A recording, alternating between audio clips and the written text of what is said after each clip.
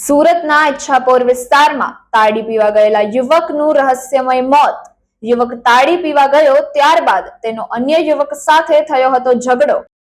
તાડીના નશામાં બંને ઝઘડા કર્યા બાદ 22 વર્ષીય રાહુલ ઉર્ફે રોહિત નામના યુવકનું મોત।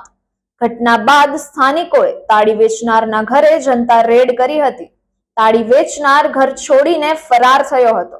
તાડી પીધા બાદ મોત કે પછી ઝઘડાના કારણે મોત ઘૂંટાતું રહસ્ય। મોતનું સાચું કારણ પીએમ રિપોર્ટ આવ્યા બાદ જ બહાર આવશે। વધુ સમાચાર માટે જોતા રહો ભારત ટાઈમ્સ ન્યૂઝ।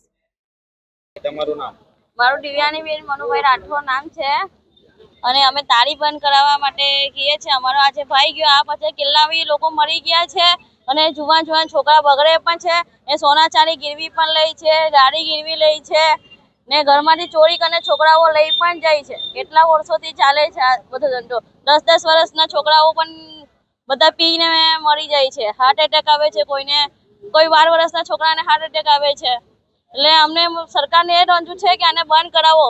સમુખ્ય તાળીમાં ભાઠા ભટપોર વિસ્તારમાં બગદલામાં વેચાય છે, બહુ જગ્યાએ વેચાય છે આ બધી તાળીઓ।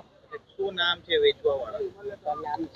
એ લક્ષ્મી અન્ના કરીને નામ છે એમનું, પણ એટલું ખબર છે, બીજું કઈ ખબર નથી અમને। ઝઘડો ક્યાં થયો? એ દારૂના અડ્ડા પર જ થયેલો, તાળીના અડ્ડા પર જ થયેલો। શું કહેશો પોલીસને? પોલીસને એમ જ કે અમને ન્યાય અપાવો।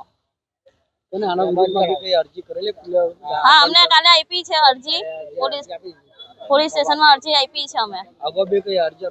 ના, અગાડીમાં માટે નથી આપી, પણ અમે કાલે જ આપી છે। તાળી મળે છે, એની અંદર બધા કેમિકલ બધા મહિલા છે, અમે પોલીસને જમા કરાવી દીધા છે બધા। તમારા ઘર કઈ વિડિયો છે? શું વિડિયો? એ બધું અમે તમને રજૂઆત કરી દેશું।